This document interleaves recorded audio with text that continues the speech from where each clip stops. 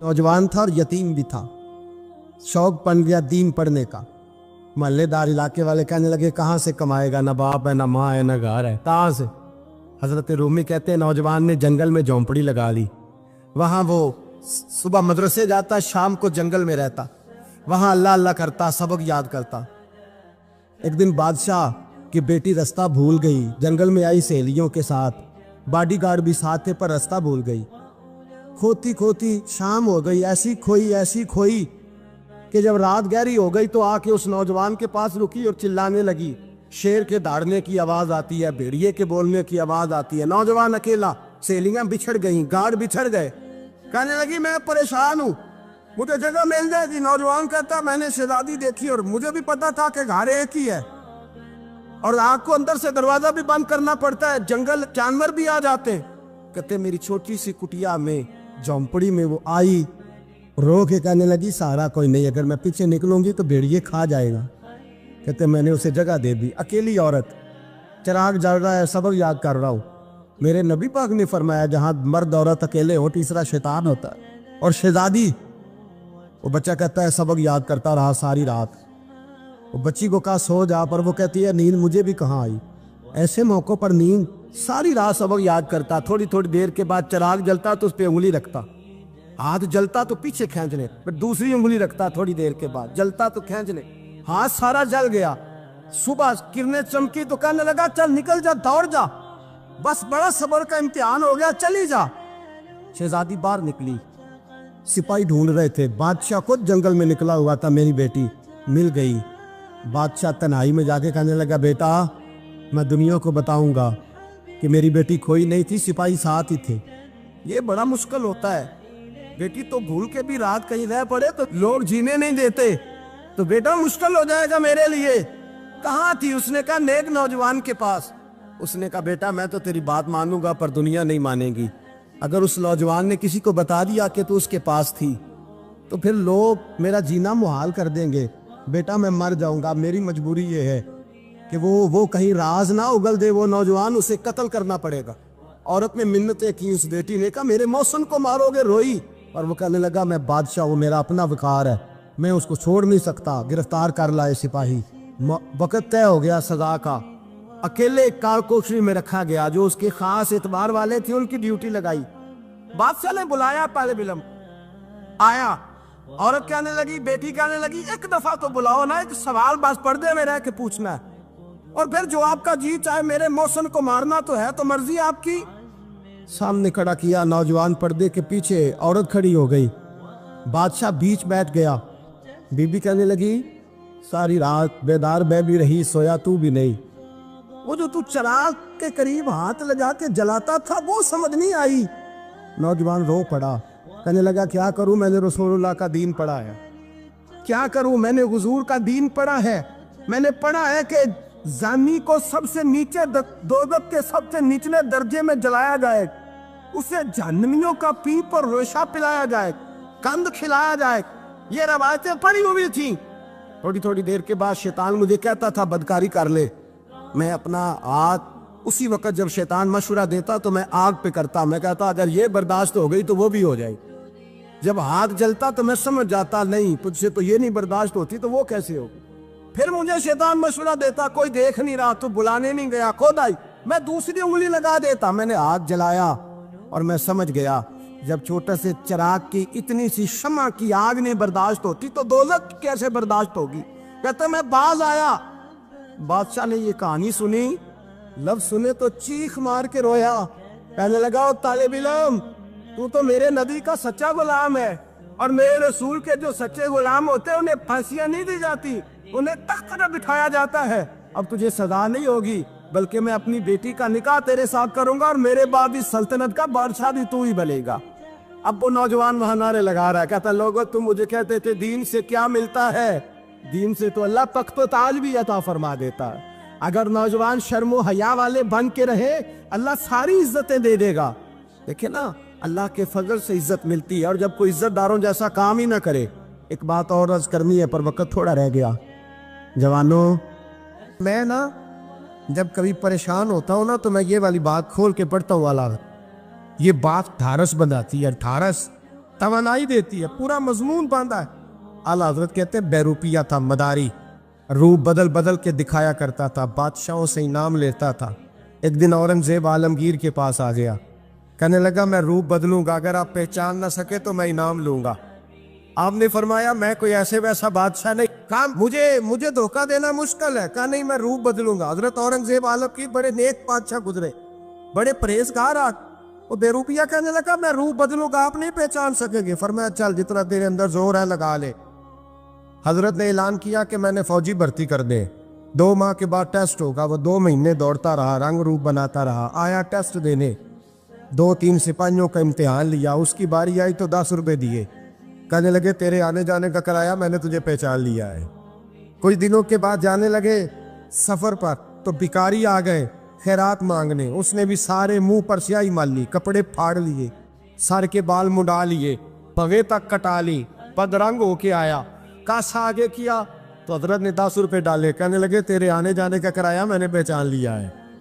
کچھ دن گزرے تو ٹیچر کی ضرورت تھی. اس نے مونچھیں بڑی کر لی, داڑھی نکلی لگا لی, سر پہ جنا کیپ پہن لی, ایک شیروانی لے لی اور ہاتھ میں چھڑی پکڑ کے آیا. کہنے لگا میں استاد ہوں, 2-4 بندوں کا امتحان لیا, اس کی باری آئی تو 5 روپے دیے, 10 روپے دیے. کا تیرا کرایہ میں نے پہچان لیا. 2 سال گزر گئے. وہ جب بھی آتا حضرت پہچان لیتے. ایک دن سفر پہ جا رہے تھے, بہت بڑا لشکر تھا, جہاد کرنے جا رہے تھے اورنگزیب عالمگیر. تو دیکھا ایک پہاڑی ہے, پہاڑی پہ لوگ جا بھی رہے ہیں آ بھی رہے. اورنگزیب عالمگیر پوچھنے لگے یہاں کیا ہے؟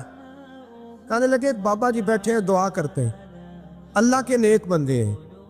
اورنگزیب کہنے لگے یار پرانے لوگ سارے ہی اللہ والوں کو مانتے, یہ بھی مصیبت آئی ہے جتنی نہیں آئی ہے, سارے لوگ ہی مانتے. کہنے لگے ذرا میں دعا نہ کرا لوں, بچے کام جا رہا ہوں. اورنگزیب بادشاہ تھے, بادشاہ لوگ نازک مزاج ہوتے ہیں. گھوڑے سے اترے, بڑی مشکل سے پہاڑی پہ چڑھے, اوپر گئے تو لائن لگی ہے, بابا جی غار میں بیٹھے. کہنے لگے میں نے ملنا, میں اورنگزیب ہوں. انہوں نے کہا ہمارا بابا اس طرح کا پیر نہیں کہ امیر آئے تو رنگ اور ہو, غریب آئے تو اور ہو. یہاں اگر ملنا ہے تو لائن میں لگ جاؤ, سب ایک جیسے. اب لائن میں کھڑے ہو گئے, 50 آدمی آگے تھے. کہتے 51واں نمبر تھا. تھک گیا دھوپ میں کھڑا کھڑا. جب میں پہنچا غار کے دہانے تو میں نے بابا جی کے چہرے پہ نظر ڈالی تو بڑا نورانی چہرہ, بڑی خوبصورت لب و لہجہ. میں نے کہا میرے جیسا آدمی بھی پگڑی باندھ لے تو اچھا لگنے لگ جاتا ہے, بڑا خوبصورت انداز. کہتے ہیں میں ان کے پاس اتحیات کی حالت میں بیٹھ گیا. میں نے کہا حضور میں جا رہا ہوں جہاد کرنے, دعا کرنا. بزرگوں نے ہاتھ اٹھائے, اللہ اس کی مدد فرما, دین کو غلبہ عطا فرما, اسے دین کا سچا پکا سپاہی بنا. پھر تھپکی دی, 2-4 نصیحتیں نکال ڈالی. دیکھنا ظلم نہ کرنا, زیادتی نہ کرنا, جب تو جیت خر نہ کرنا, غرور نہ کرنا. نصیحتیں بھی کر دی. کہتے ہیں اب جب میں اٹھا تو 2-4 دینار بطور نذرانہ مسلح کے نیچے رکھے, اور الٹے قدم جب میں غار سے اترا انہوں نے رومال جاڑا اور اٹھ کے کھڑے ہو گئے. کہنے لگے آج نہیں تو نے پہچانا, آج نہیں تو نے پہچانا, میرا انعام بنتا ہے, آج نہیں پہچانا, لا پیسے. اورنگزیب کہنے لگا یار تو نے حد کر دی, کہاں چڑھا کہاں کھڑا رہا, دھوپ میں تھک گیا, کمال کر دی بھائی تو نے. پتا تو کیا لے گا, اب تو جلدی بتا, وہ کتنے لوگ پیچھے دھوپ میں کھڑے ہیں, لشکر سارا کھڑا ہے, کیا لے گا؟ اس نے کہا سب سے قیمتی ہیرے وہ ہے جو تیرے سر کے تاج میں لگے ہوئے, مجھے تیرا تاج چاہیے. او بھائیو سننا اور یاد رکھنا, میرے اعلیٰ حضرت کہتے ہیں بادشاہ نے سر کے اوپر سے تاج اتارا, بہروپیے کے قدموں میں رکھا اور کہنے لگے یہ لے, اور یہ تو تیرا مانگنے پر میں نے دیا ہے نا, میں واپس آتا ہوں تو آنا میں اپنی مرضی سے بھی تجھے دوں گا. تو نے اورنگزیب جیسے بندے کو دھوکہ دیا, آنا میں اس وقت بھی دوں گا. وہ دے کر بس بات ختم ہو گئی, حد ہو گئی. دے کر کہتے ہیں جب میں پلٹا نا واپس, بہروپیے نے آواز دی بادشاہ ٹھہر جا. تو میں نے پلٹ کے دیکھا تو کہنے لگے یہ اپنا تاج لے جا, اٹھا اور لے جا. میں نے کہا 2 سال بیت گئے تجھے محنت کرتے, آج قابو آیا تو لے جاؤ. کہنے لگا لے جا, مسئلہ سمجھ میں آ گیا. میں نے کہا مجھے بھی تو سمجھانا. کہتے ہیں وہ پھوٹ پھوٹ کے رویا, اس کی آنکھیں برس پڑی, سیلاب کی طرح آنسو بہہ نکلے, تڑپا اور رو کے کہنے لگا بادشاہ میں نے جھوٹ موٹ رسول اللہ کی غلامی اختیار کی تھی, جھوٹ موٹ کی داڑھی, جھوٹ موٹ کی پگڑی, جھوٹ موٹ کا فقر, میں نے جھوٹ موٹ نبی پاک کا لباس پہنا ہے, تو تیرے جیسے بادشاہوں کے تاج میرے قدموں میں آ گئے ہیں. अगर मैं सचमुच रसूलुल्लाह का गुलाम बनूंगा तो अल्लाह क्या कुछ अता फरमाए, अल्लाह कितनी नेमतों से नवाजे। मेरे आला क्या फरमाते हैं, आला हज़रत फरमाते हैं फरिश्ते भी करते हैं ताज़ीम मेरी। कौन जी? अल्लाह। ऐसा अकीदा भी कम मिलेगा जो बरेली के इमाम का अकीदा है, ऐसा भी कम। कहते हैं फरिश्ते भी करते हैं ताज़ीम मेरी। क्यों? फरमाने लगे फिदा हो के उन पर ये इज्जत मिली। बगदाद के एक दरवेश आलिम थे, तो वो जब भी नमाज पढ़ाते ना तो किसी ताजर की 2 बीवियों के बारे में दुआ मांगते। तो जो है मेरी बात पर, नमाज पढ़ाते तो कहते अल्लाह उस ताजर की 2 बीवियों को अपनी खास रहमतें अता फरमा। एक दिन लोग उनके गिर्द इकट्ठे हो गए, कहने लगे बाबा जी बताएं तो सही वो बीवियां कौन थी जिनके लिए आप दुआ मांगते। तो फरमाने लगे मेरे शहर का एक ताजर था, बहुत बड़ा ताजर था, मालदार था पर बे औलाद था। उसे बगदाद से मुल्क शाम जाना पड़ता था तिजारत करने, और कई कई महीने उसे शाम के मुल्क में रहना पड़ता था। उसने इस तरह किया कि वहां भी एक शादी कर ली। तो जो है ना मेरी बात पर, क्या कर लिया उसने? दूसरी शादी करना मर्द के लिए जायज़ है, तीसरी करना भी, चौथी करना भी भैया के वक्त, मगर अगर इंसाफ कर सके तो। अगर चारों में हम ना आधा मसला सुनते हैं और आधा ही बयान करते हैं, अगर इंसाफ ना कर सके फिर उसके लिए 4 जायज़, फिर वो एक ही रखेगा। तो अजीज दोस्त, दूसरा निकाह कर लिया, शादी हो गई।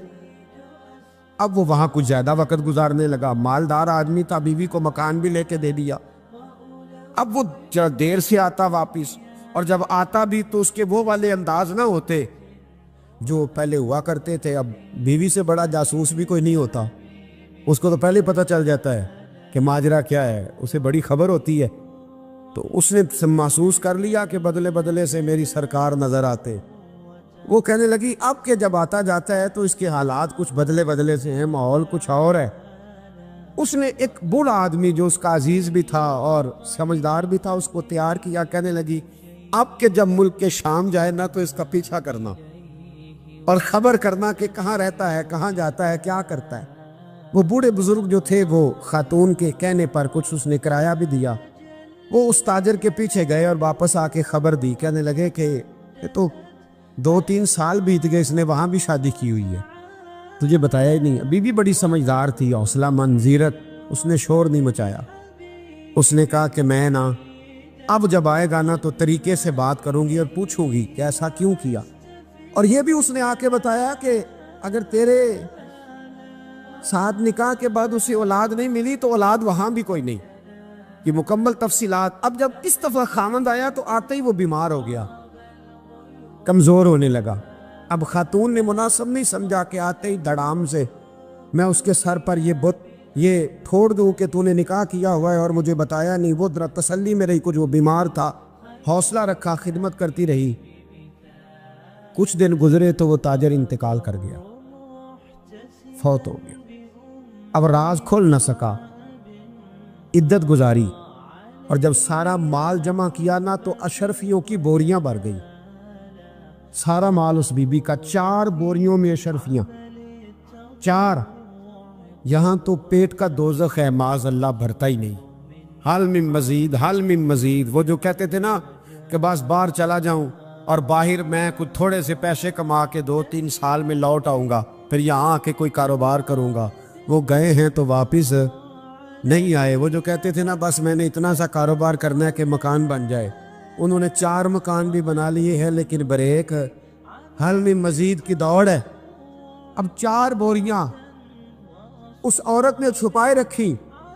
कोई बंदा नहीं जानता बगदाद में कि मुल्क के शाम में ताजर की दूसरी बीवी भी है। जब वो फारिग हुई तो उसने उस बूढ़े जासूस को फिर बुलाया और 2 बोरियां ऊंट पे रखी, खुद भी साथ बैठी और मुल्क के शाम गई। अल्लाह अकबर। वह बुजुर्ग कहते हैं मैं ऐसे नहीं दुआ करता। उसको जाके कहने लगी मैं अकेली वारिस नहीं हूँ, आधे की वारिस तू भी है। मैं अकेली वारिस नहीं, ये तक़सीम विरासत है, आधी की वारिस तू भी है। तो रख अपने पैसे, मुझे पता है उसने निकाह किया था पर मुझे बताया नहीं था, तो रख अपने पैसे, मैं तुझे दे रही हूँ, आधे तेरे हैं आधे मेरे हैं। उसने नजर उठाई तो रो पड़ी, कहने लगी नहीं अब ये सारे तेरे ही हैं। اگر تو اللہ سے ڈرتی ہے تو میں بھی رب سے ڈرتی ہوں، اگر تو مصطفیٰ کریم کا کلمہ پڑھتی ہے تو میں بھی اسی نبی کی ماننے والی ہوں۔ کہا بات کیا ہے، میرا کیوں ہے سارا؟ تو وہ خاتون کہنے لگی وہ 2 سال 3 سال سے میرے ساتھ نکاح تھا، اور اس نے بتایا تھا مجھے کہ میری بیوی بھی ہے، اور میں غریب تھی تو میرے والدین کو بھی بتایا تھا کہ میری دوسری شادی ہے۔ یہ مکان اس نے مجھے لے کے دیا تھا، میرے تمام اخراجات وہ پورے کرتا تھا، نان و نفقہ کا خیال رکھتا تھا، لیکن اب کہ جب وہ آیا تو وہ بیمار تھا۔ اس نے مجھے بتایا کہ مجھے طبیب نے بتایا ہے کہ میں شدید بیمار ہوں، شاید بچ نہ سکوں۔ تو کہنے لگی وہ مجھے کئی لاکھ روپے بھی دے گیا، اور جاتے دفعہ مجھے طلاق بھی دے گیا، فارغ کر گیا۔ کہنے لگا تو جہاں چاہے میرے بعد نکاح کر سکتی ہے، اور کہنے لگا میں چاہتا تھا پہلی بیوی کو بتا دوں، موقع نہیں بنا، اور اس کا دل نہ ٹوٹے، بتا نہیں پایا، لہذا وہ مجھے ڈھیر سارے پیسے دے چکا ہے، سارا میرا حصہ مجھے پہلے سے دے چکا ہے۔ میری بہن اب یہ 4 بوریوں میں سے 2 میری نہیں بلکہ 4 کی 4 ہی تیری ہے، تو ہی اس کی حقدار ہے۔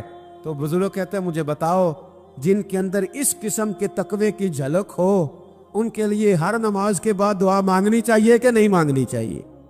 حضرت عمر کے زمانے میں نا ایک نوجوان تھا، نیک تھا، مسجد جایا کرتا تھا رات کو، تو مسجد جا رہا تھا تو رستے میں ایک عورت نے دعوت گناہ دی، ابن عساکر نے اس کو لکھا ہے۔ تو نوجوان تھا، خواہشات تھی، کچھ طبیعت مائل ہو گئی، ابھی ادھر جا ہی رہا تھا کہ کسی نے آیت پڑھ دی والی من خاف مقام ربی جنتان، جو رب کے سامنے کھڑے ہونے سے ڈرے گا اللہ 2 جنتیں دے گا۔ واقعی ڈر گیا، وہ واقعی ڈر گیا، اتنا ڈرا کہ بے ہوش ہو کے گر پڑا۔ بیماری سے لوگ بے ہوش ہوتے ہیں، پیسے ڈوب گئے بے ہوش ہوتے ہیں، بچے کے غم میں بے ہوش ہوتے ہیں۔ سچ بتاؤ کبھی خوف خدا سے بھی بے ہوش ہوتا کوئی دیکھا ہے؟ ہمارے ہاں تو روز مرہ ہی نہیں ہے بھائی، اور بڑی باتیں ہیں بے ہوش ہونے کی، ڈرنے کی، غش کھانے کی۔ بے ہوش ہو کے گر پڑا، بوڑھے باپ کو کسی نے بتایا بچہ بے ہوش پڑا ہے، اٹھا کے گھر لائے، گھر لا کے کہا بیٹا کیا ہوا؟ نوجوان ہے، چڑھتی جوانی ہے، پر پاکیزہ بڑی ہے۔ کہنے لگا ابا جی گناہ کی طرف چلا گیا تھا، پر میں نے آیت سن لی جو اللہ کے سامنے کھڑے ہونے سے ڈرے گا رب 2 جنتیں دے گا، میں ڈر گیا تھا، رب واقعی 2 جنتیں دے گا۔ باپ رو پڑے، ابا جی کی آنکھوں میں آنسو آئے اور کہا پتر اللہ بڑا مہربان ہے، اس کے وعدے سچے ہیں، واقعی 2 جنتیں دے گا۔ اس نے پھر ایک چیخ ماری، اور اس طرح کی ماری کہ اس کی روح ہی پرواز کر گئی، روح ہی پرواز کر۔ کشتگان خنجر تسلیم را، عشق کی خنجر سے قتل ہو گئے لوگ۔ صبح حضرت عمر کو پتہ چلا کہ انہوں نے تو رات جنازہ بھی پڑھ دیا، تدفین بھی کر دی۔ جناب عمر فرمانے لگے اتنا نیک نوجوان خوف خدا سے دنیا سے چلا گیا، مجھے کیوں نہیں بلایا میں جنازہ پڑھتا؟ فاروق اعظم فرما رہے ہیں میرا شوق تھا میں اس کا جنازہ پڑھتا۔ کہ حضور آپ کو تکلیف نہیں دی؟ فرمایا بتاؤ قبر کہاں ہے؟ تے کامل پیر اونا دے باہو قبر جنا دی جیوے۔ حضرت فاروق اعظم قبر پہ تشریف لے گئے اور کھڑے ہو کے فرمانے لگے نوجوان مجھے امید ہے میرے رب نے تجھے 2 جنتیں دی ہوں گی۔ ابن عساکر کھول کے دیکھو تاریخ بغداد نے کیا لکھا ہے۔ حضرت سیدنا فاروق نے فرمایا امید ہے 2 جنتیں دی ہوں گی، قبر کے اندر سے بولا کامل پیرونا دے باہو قبر جنا دی جیوے، قبر کے اندر سے بولا۔ کہنے لگا حضور امید والی بات نہیں، رب کے وعدے سچے ہیں، اس نے واقعی مجھے 2 جنتیں عطا فرمائی، 2 جنتیں دی ہیں، میں نے اپنے مالک کو راضی پایا۔ ہمارے صوفیاء تصوف میں ایک جملہ بولتے ہیں کہ تیرا تو فقر فقر بوزر ہے، یعنی جن کو صحیح درویش کہتے ہیں نا، صحیح درویش۔ مولا علی شیر خدا رضی اللہ تعالیٰ عنہ فرمایا کرتے 2 ہی تو بندے ہیں جو رب کے رستے میں کسی شے کی پرواہ نہیں کرتے۔ حضور کون سے؟ فرمایا ابوذر غفاری ہے اور دوسرے علی المرتضیٰ ہے۔ مولا علی فرمایا کرتے یہ نا مسلمانوں میں سے 4تھے یا 5ویں مسلمان ہیں، شروع سے ایک سلیم الطبع آدمی، کچھ لوگ طبعاً بڑے نفیس ہوتے ہیں، طبعاً اللہ کی طرف سے شروع سے ہی ان کا جو قبیلہ تھا بنو غفار وہ رہزنی کرتا تھا، لوگوں کو لوٹ لیتا تھا۔ شروع میں یہ کام کیا، لیکن جب کچھ لوگوں کی چیخیں کانوں میں گئیں تو چھوڑ دیا، فرمایا نہیں یار طبیعت نہیں مانتی۔ اور نبی پاک کا کلمہ پڑھنے سے پہلے ہی بتوں کی پوجا چھوڑ کے رب کی عبادت شروع کر دی۔ لوگ پوچھا کرتے تھے آپ عبادت تو کرتے تھے پر منہ کدھر کرتے تھے؟ فرماتے تھے جدھر وہ کرا لیتا تھا کر لیتے تھے۔ کسی نے انہیں بتایا کہ مکے میں ایک شخص ہیں جنہوں نے اعلان نبوت کیا ہے، آپ کی طرح کی باتیں کرتے ہیں۔ انہوں نے اپنے بھائی کو بھیجا، ان کا نام انیس تھا، پتہ کر کے واپس آئے، بھائی کہنے لگے ابو ذر، ان کا نام جندب ہے، اصل میں ذر ان کے بیٹے کا نام ہے اور کنیت سے زیادہ معروف ہیں، ابو ذر غفاری کہلاتے ہیں۔ فرماتے ہیں کہ بھائی نے آ کے بتایا کہ وہ نیکی کا حکم دیتے ہیں، برے کاموں سے منع کرتے ہیں، صلہ رحمی کا پیغام دیتے ہیں، لیکن لوگ سارے مخالف ہیں۔ یہ چیز بھی بڑی کاؤنٹ ہوتی ہے، اسے نہ کاؤنٹ کیا کریں۔ لوگوں کی ترجیحات بدلتی ہیں، صبح کچھ، دوپہر کچھ، شام کچھ، اسے نہ کاؤنٹ کریں۔ انہوں نے اس بات کو کاؤنٹ کر کے بتایا کہ لوگ ان کے جو ہیں نا وہ مخالف ہیں سارے۔ تو حضرت ابو ذر غفاری کہنے لگے مجھے تسلی نہیں ہوئی، میں خود جا کے پتہ کروں گا۔ کہتے ہیں مکہ شریف آیا تو کسی ایسے آدمی سے پوچھ بیٹھا، میں تو کچھ اور سمجھا تھا، وہ کچھ اور نکلا۔ مکے والوں نے بڑا مارا۔ مکے پہنچ کے پہلی جو چیز ملی وہ مار کھانے کی تھی۔ اب میں ڈرتے کسی سے پوچھتا ہی نہ، بھوک بھی بڑی تھی، رہنے کو جگہ نہیں تھی، حرم شریف میں لیٹا رہتا تھا۔ میرے نصیب دیکھو، مجھے ایک شخص نے آ کے ہلایا، کہنے لگے اگر مناسب سمجھے تو میں آپ کو دیکھ رہا ہوں کافی دیر سے، آپ کوئی پردیسی ہیں، آپ کا اپنا مہمان نہ بنا لوں؟ تو میں نے کہا آپ کا کیا نام ہے؟ کہنے لگے میرا نام ہے علی ابن ابی طالب۔ کہتے ہیں مولا کائنات گھر لے گئے، کھانا بھی کھلایا، جگہ بھی دی، سونے کو خدمت بھی کی، لیکن چونکہ میں تو پہلے ایک سے پوچھ کے مار کھا بیٹھا تھا، میں نے پوچھا نہیں میں کدھر آیا ہوں۔ رات رہے، اگلی رات بھی رہے، لیکن میں نے بتایا نہیں میں کس کام آیا ہوں۔ حضرت ابو ذر غفاری رضی اللہ تعالیٰ عنہ کہتے ہیں خود ہی مولا علی نے پوچھا بتا سکتے ہو کیسے آئے ہو؟ میں نے کہا راز رکھ لو گے؟ فرمایا بڑا کشادہ سینہ دیا رب نے مجھے۔ تو بات تو کر، کہنے لگے یار میں تو محمد مصطفیٰ کی زیارت کرنے آئے صلی اللہ تعالیٰ علیہ وسلم۔ یہ بے نیاز لوگوں میں سے ہیں حضرت سیدنا ابو ذر غفاری۔ میں حضور کی زیارت کے لیے ہوں۔ حضرت علی کہنے لگے سویرے لے چلوں گا۔ انسان بزدل نہیں ہوتا، ہر انسان بزدل نہیں ہوتا، اور بلا وجہ ٹکراؤ کی پالیسی بنا لینا یہ بھی سیانے لوگوں کا کام نہیں۔ حکمت کے تقاضوں کے مطابق چلنا یہ بھی دلیر لوگوں کا ہی کام ہوتا ہے۔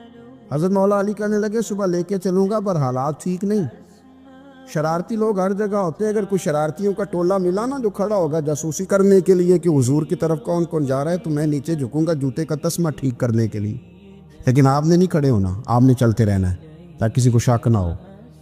کہتے ہیں اس ترتیب سے حضرت علی مجھے لے کے گئے، میں حضور کی بارگاہ میں پہنچا۔ مولا علی کہتے ہیں بڑے بڑے لوگ سوال کرتے تھے پر یہ شروع سے سلیم الطبع تھے، مجھے کہہ لینے دینا، جنہوں نے ماننا ہوتا ہے وہ لمبے سوال کرتے ہی نہیں، مان جو لیا تو لمبے سوالوں کی ضرورت ہی کوئی نہیں۔ کہتے ہیں لوگ بڑے بڑے سوال کرتے تھے پر ابو ذر نے 2-3 باتیں پوچھی اور آگے جا کے کہنے لگے حضور ہاتھ بڑھائیں مجھے کلمہ پڑھائیں۔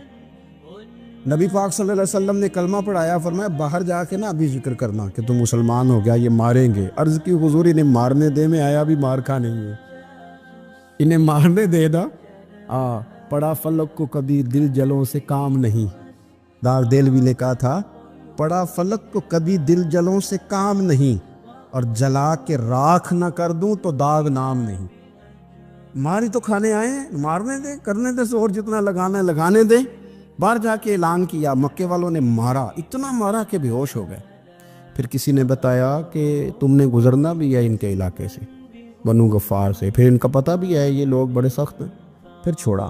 تپن بڑے جلالی تھے، زاہد مزاج تھے، فرماتے تھے کہ جو تمہاری ضرورت سے زیادہ ہے وہ سارا صدقہ کرو۔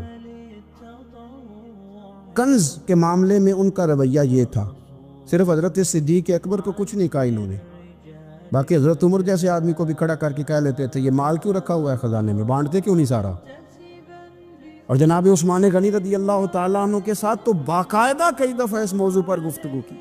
وہ کہتے تھے کہ جب اللہ کہتے ہیں قرآن میں کہ مال دولت جمع نہیں کرنی، تو وہ جو لوگ تھے وہ بھی بڑی شانوں والے تھے. وہ کہتے تھے کہ اللہ نے جب زکوٰۃ فرض کی تو مال جمع ہوتا ہے تو زکوٰۃ فرض ہوتی ہے نا.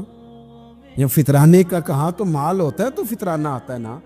تو آپ جو کہہ رہے ہیں وہ ٹھیک ہے، پر آپ اعلیٰ بات کر رہے ہیں تقوی کی، سارا بانٹو. تو حضرت ابو ذر غفاری کہتے تھے چلو ٹھیک ہے تمہاری بھی بات مان لیتا، پر یہ بتاؤ مدینے والے کا اپنا طریقہ کیا ہے؟ کہ بھئی حضور کا طریقہ تو وہی ہے جو آپ بتا رہے ہیں. تو فرمانے لگے پھر اس رستے نہ چلے جو رستہ مدینے والے رسول کا ہے. اور حضور سے، نبی پاک سے عشق کرتے بڑا کھل کے. یہ صحابہ صفہ میں سے تھے. کلمے پڑھنے کے بعد چونکہ طبیعت جلالی تھی تو حضور نے بھیج دیا، فرمایا واپس جاؤ اپنے قبیلے میں تبلیغ کرو. واپس گئے، بھائی کو مسلمان کیا، والدہ کو مسلمان کیا، قبیلہ سارا مسلمان کیا، وہیں رہے. ہجرت مدینہ کے بعد آئے تبوک کے موقع کے قریب، اور حضور نے صحابہ صفہ میں رکھ لیا. نوکری کرتے مدینے والے رسول کی، دلیر آدمی تھے، بڑا قبیلہ تھا، پر ڈیوٹی کرتے، ڈیوٹی خدمت کرتے. ایک بیٹا تھا زار اس کا نام تھا، اس کی ڈیوٹی لگائی تم نے میرے نبی پاک کے اونٹ چرانے. ڈاکو آئے تو صاحبزادہ اونٹوں کی، اونٹنیوں کی حفاظت کرتے شہید ہو گیا. اور یہ انوکھا بندہ ہے جس نے شرط لگائی تھی کہ میں نے کالی سیاہ رنگ کی عورت سے شادی کرنی. انوکھا بندہ ہے. ایک بیٹی تھی، ایک بیٹا، بیٹا شہید ہو گیا. بیوی سے کہا تم نے نبی پاک کے گھر میں خدمت کرنی ہے، حضور کے گھر والوں، اور میں نبی پاک کی نوکری کروں گا. حضور کی خدمت کرتے، ہر وقت خدمت میں رہتے. اور حضور جب آتے نا، صحابہ صفہ میں یہ شامل تھے جو لوگ دین سیکھتے. حضور جب آتے تو سب سے پہلے آ کے حضرت ابو ذر غفاری کا پوچھتے، بلائیں. اور جب بات کرتے حضور تو بار بار ان کو مخاطب کر کے بات کرتے. حضرت ابو ذر غفاری رضی اللہ تعالیٰ عنہ کا نبی پاک سے اتنا پیار کہ ہماری بھی مشکل حل کر دی.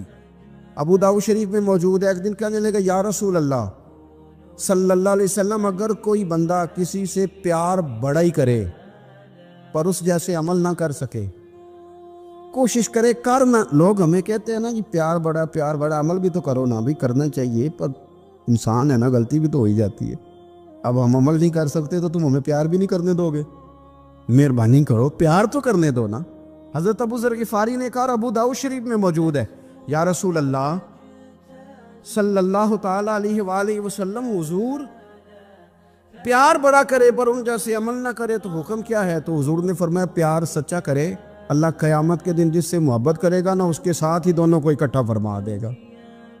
تو حضرت ابو ذر نے فوراً کہا حضور پھر مجھے آپ سے بھی بڑا پیار ہے، رب سے بھی بڑا پیار ہے. فرمایا فکر نہ کرنا، جنت میں اکٹھے ہی جائیں گے. اتنی محبت رسول پاک کی ذات کے ساتھ. حضور کی نوکری کرنا. ایک دن خدمت کرتے کرتے سو گئے. حضور مسجد میں آئے پتہ کرنے کہ ابو ذر آرام کر رہا ہے.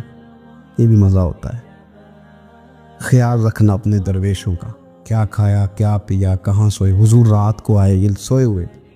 فرماتے ہیں حضور نے میرا انگوٹھا ہلایا، میں اٹھ کے بیٹھ گیا، حضور بھی میرے پاس بیٹھ گئے. اور میں ابو ذر بڑا پیار کرتے ہو، سونے آپ کو پتہ ہی ہے. کہ یار تو بڑی نوکری کرتا ہے، ایک دن وہ بھی آئے گا جس دن تجھے میری مسجد اور میرے شہر سے جانا پڑے گا، پھر کیا کرو گے؟ تو عرض کی حضور کسی کی طاقت ہے مجھے آپ کے شہر سے نکالے؟ میں تلوار نکال لوں گا. نبی پاک نے فرمایا تلوار نہ نکالنا، جہاں تمہیں بھیجا جائے چپ کر کے چلے جانا. حضور کب تک؟ فرمایا جب تک اللہ تیری اور میری ملاقات نہیں کرا دیتا، یعنی وصال تک. یہ واحد شخص ہیں کہ حضور کے وصال ظاہری کا وقت آ گیا تو فرمایا کوئی میرے ابو ذر کو بلاؤ. جب یہ آئے تو حضور لیٹے ہوئے تھے، یہ جھکے نبی پاک کی طرف، حضور میں حاضر ہو تو حضور نے پکڑ کے سینے کے ساتھ لگا لی. میرے رسول پاک صلی اللہ علیہ وسلم کی خدمت میں ایک دفعہ عرض کرنے لگے حضور مجھے صوبے کا گورنر بنا دے. تو نبی پاک نے فرمایا ابو ذر میں عہدے پسند نہیں کرتا، تو تمہیں بھی میں کہتا ہوں عہدہ نہ لینا، تمہیں بھی کہتا ہوں عہدہ نہ لینا. فرمایا ابو ذر میں جو چیز اپنے لیے پسند کروں گا تمہیں بھی اسی کا مشورہ دوں گا. تم بندے اچھے ہو پر یہ کام تمہارے بس کا نہیں ہے. بڑے زاہد آدمی. میرے رسول کریم صلی اللہ تعالیٰ علیہ وآلہ وسلم نے ان کے بارے میں فرمایا جس طرح نبیوں میں حضرت عیسیٰ علیہ السلام ہوئے. حضرت عیسیٰ دیکھیں نا، انبیاء میں اللہ تعالیٰ نے ہر قسم کی عظمت نبیوں کو دی. جناب سلیمان علیہ السلام کا تو تخت بھی ہوا میں اڑتا تھا، جن تک تابع دار تھے. اور نبیوں میں حضرت عیسیٰ بھی ہیں جن کے پاس گھر بھی کوئی نہیں، شادی بھی کوئی نہیں کی، اینٹ سرانے رکھ کے تکیہ بناتے. ایک ان کے پاس کنگھی تھی اور ایک پیالہ تھا. دیکھیں جو بندہ نیک ہو نا وہ بھی نیک ہیں, اللہ کے نبی ہیں. آپ اپنا تقوی مسلط نہیں کریں گے, جو وہ کر رہے ہیں وہ بھی مخلص ہو کے کر رہے ہیں. حکومتیں جو چلانی ہیں تو وہ کس نے چلانی ہے؟ اگر نیک بندے نہیں آئیں گے تو غلط لوگ آئیں گے, قوموں پہ ظلم کریں, وہ بھی اپنی جگہ ٹھیک ہے. لیکن یہ جو کر رہے ہیں یہ بات بھی اپنی جگہ بالکل ٹھیک ہے. ہم پتہ کیا کرتے ہیں, ہم چیزوں کو مسلط کرتے ہیں, ایک دوسرے پر مسلط نہیں کرے چیزوں کو. آپ جو کر سکتے ہیں, جو رستہ آپ کو صحیح لگتا ہے اختیار کر لیں. یہی تو ہمارے دین کا حسن ہے, یہ سارے رستے واضح کر کے ہمیں دکھاتا ہے. حضرت عیسیٰ علیہ السلام نے ایک دن دیکھا کہ ایک بندہ نا انگلیوں کے ساتھ اپنے بال سیدھے کر رہا ہے, تو آپ نے فرمایا یار کنگھی کے بغیر بھی کام چل سکتا ہے. کنگھی بھی خیرات کر دی. دیکھا ایک بندہ ہاتھ کا تکیہ بنا کے لیٹا ہے, تو فرمایا اینٹ بھی دے دو, کسی کے کام آ جائے. ایک دن دیکھا کہ ایک بندہ نا یوں چلو میں پانی پی رہا ہے, فرمایا پیالہ بھی رہنے دو, اس کے بغیر بھی کام چل ہی جاتا ہے. جناب عیسیٰ کا یہ زہد تھا. میرے نبی پاک علیہ السلام نے فرمایا جس نے جناب عیسیٰ کا زہد دیکھنا ہو وہ میرے ابو ذر غفاری کو دیکھے. ان کو دیکھے, یہ دنیا میں جناب عیسیٰ کے زہد کے مطابق چلتے پھرتے ہیں. ساری زندگی دولت کو, مال کو پسند نہیں کیا. جہاں رہتے تھے ایک گورنر صاحب نے 300 دینار تحفے میں بھیجے. تو ایک ہوتا ہے نا بندہ کہتے نہیں نہیں ضرورت نہیں. اور حضور سید عالم صلی اللہ علیہ وسلم نے حضرت عمر سے فرمایا تھا جو خود بخود آ جائے وہ قبول کر لو اللہ کی طرف سے. لیکن ان کا رنگ فقیری والا تھا اور تھوڑا انوکھا تھا. 300 دینار آئے تو فرمانے لگے اسے جا کے کہو تمہیں کوئی اور بندہ نہیں ملا دھوکہ دینے کے لیے, میرے گھر ہی مال بھیج دیا ہے. فرمانے لگے میرے پاس گدھا ہے سواری کرنے کے لیے, میرے پاس بکریاں ہیں دودھ پینے کے لیے, میرے پاس ایک چادر اضافی ہے سامان میں سے, میں تو ڈرتا ہوں کہ رب کہیں اس چادر کے بارے میں سوال نہ پوچھ لے, اور تم ہو کہ میرے پاس یہ لے کے آئے ہو. حضرت عثمان غنی کے پاس جا کے کہا کرتے کتنا لوگوں کے پاس پیسہ آ گیا ہے, ہر بندے کے گھر میں مال ہے, یہ کیا ہو رہا ہے, لوگوں سے کہیں خرچ کریں غریبوں پہ. عثمان غنی فرمانے لگے تمہیں تو خوش ہونا چاہیے کہ میرے دور میں لوگ خوشحال ہو گئے. آپ فرمانے لگے نہیں, وہ والا رنگ زیادہ بہتر ہے جو مدینے والے نے اختیار فرمایا, کیونکہ کچا رنگ للاری والا چڑھدا تے لیندا رہندا عشق تیرے دا رنگ محمد, جدوں چڑھ جائے پھر نہیں لیندا. آپ کی طبیعت کے اندر دولت سے بیزاری. حضرت ابو درداء, حضرت ابو موسیٰ اشعری, حضرت ابو ہریرہ رضی اللہ تعالی عنہ, یہ سمجھ لیں ان کے کلاس فیلو تھے, ان کے ساتھ پڑھا تھا انہوں نے. حضرت ابو ذر غفاری ان پر بھی جلال کرتے. آپ یقین کریں کہ طبیعت نا ایسے کیف میں آ گئی ان کو پڑھ کے. ان کو پڑھا جب کچھ دنوں سے تو کچھ انوکھا, یہ انوکھی وجہ ہے, سارے زمانے سے نرالے ہیں. یہ بندے کون سی بستی کے یار اب رہنے والے ہیں, یہ کس طرح کے لوگ ہیں, کیا سوچ ہے. حضرت ابو درداء رضی اللہ تعالیٰ عنہ کے گھر کے قریب سے گزرے تو حضرت ابو درداء مکان بنا رہے تھے. کیا جملہ کہا, تڑپ گئی روح. فرمانے لگے ابو درداء تجھ سے مجھے یہ امید نہیں تھی یار. فرمایا کیا ہوا؟ فرمانے لگے اب تیرا مکان بنانے کے لیے بھی اللہ کے بندوں کی پشتوں پر اینٹیں رکھی جائیں گی. تیرا مکان بنانے کے لیے رب کے بندوں کی پشتوں پر اینٹیں تیرے لیے. حضرت ابو درداء نے گردن جھکا لی. فرمایا یار جہاں تو ہے نا تو بالکل ہی ٹھیک کہتا ہے. کیوں؟ میرے نبی پاک صلی اللہ علیہ وسلم نے فرمایا اس زمین کے اوپر اور آسمان کے نیچے ابو ذر غفاری سے سچا بندہ کوئی نہیں, ان سے زیادہ سچا کوئی نہیں. فرمایا تو ٹھیک کہتا ہے یار, صحیح کہتا ہے. حضرت ابو موسیٰ اشعری رضی اللہ تعالیٰ عنہ کو گورنر بنا دیا گیا عراق کا. اب حضرت ابو موسیٰ اشعری صحابہ میں ایک بڑے جلیل القدر صحابی ہے, اور ان کی عظمتیں, رفتیں, بلندیاں کیا کہنا, بڑی گہری دوستی تھی. لیکن جب وہ گورنر بن گئے نا تو آپ نے فرمایا بس بھئی اب تو نے عہدہ لے لیا ہے, یہ بندے کو ٹھیک نہیں رہنے دیتی تھی, اب تو عہدے میں چلا گیا. بڑی مدت کے بعد ملاقات ہوئی حضرت ابو موسیٰ اشعری کے ساتھ. وہ دوڑ کے آئے حضرت ابو ذر غفاری کے گلے ملنے, میرا بھائی میرا بھائی. فرمایا پیچھے ہٹ جا, میں نہیں تیرا بھائی, تو گورنر ہے, میں غریب آدمی ہوں, اپنا کام کر. پھر دوڑ کے آئے. فرمایا ابو ذر تو میرا بھائی ہے یار, اکٹھے پڑھتے تھے حضور. فرمایا نہیں جا, تو نہیں میرا بھائی. پھر آئے. جانتے تھے نا یہ سچا بندہ ہے, یہ سچا بندہ ہے, یہ تقریروں والا نہیں, صرف وعظوں والا نہیں, اس کے اندر بھی بڑی سچائی ہے. قریب آئے، آ کے کہا یار تو میرا بھائی ہے، میرے سینے لاگ۔ فرمانے لگے تو تیسری بار آیا ہے، مومن ہے، میں منہ نہیں موڑ سکتا، پر پہلے مجھے بتا گورنر بننے کے بعد تو نے مکان کتنے بنائے، باغ کتنے لگائے، چکیاں کتنی لگائی، کتنے تو نے چیزیں بنائی ہیں، پہلے بتا۔ تو ابو موسیٰ اشعری نے ان کا ہاتھ پکڑا، رونے لگے، کہنے لگے جس محبوب سے تو نے تربیت لی ہے میں بھی انہی کا نوکر ہوں، جن کپڑوں میں میں عراق گیا تھا میرے ہاتھ بھی وہی ہیں یار، کیا بات کرتا ہے تو میرے وہی ہیں، مجھے بتا اگر یہ عہدے خدمت کے ہم نہیں لیں گے تو پھر کیا ظالموں کو دیں گے، غیروں کو دیں گے، نہ کر، کچھ نہیں بنایا۔ حضرت سیدنا ابو موسیٰ اشعری رضی اللہ تعالیٰ عنہ روئے، اور جب کہا نا کوئی شے نہیں میرے پاس، تو فرمایا اچھا چل آ جا پھر سینے لگ جا، تو واقعی میرا بھائی ہے۔ پھر حضرت ابو ذر غفاری نے محبت فرمائی، وہ درویشی، وہ فقیری، وہ سادگی، وہ نورانیت، وہ دل کے ساتھ اندر۔ ہمارے تو بہت سارے لوگ ہیں جو کہتے ہو کہاں لے جانا ہے مال، کیا ضرورت ہے مال کی، ہر وقت مال کی مخالفت کرتے، لیکن دل ان کا کہتا ہے کہ آئے صحیح، کسی طریقے سے پہنچے صحیح۔ حضور نے فرمایا بعض لوگوں کی زبانیں شہد سے زیادہ میٹھی، دل بھیڑیے سے زیادہ خطرناک، اوپر سے کہہ کچھ رہے ہیں اندر حالات کچھ اور ہیں۔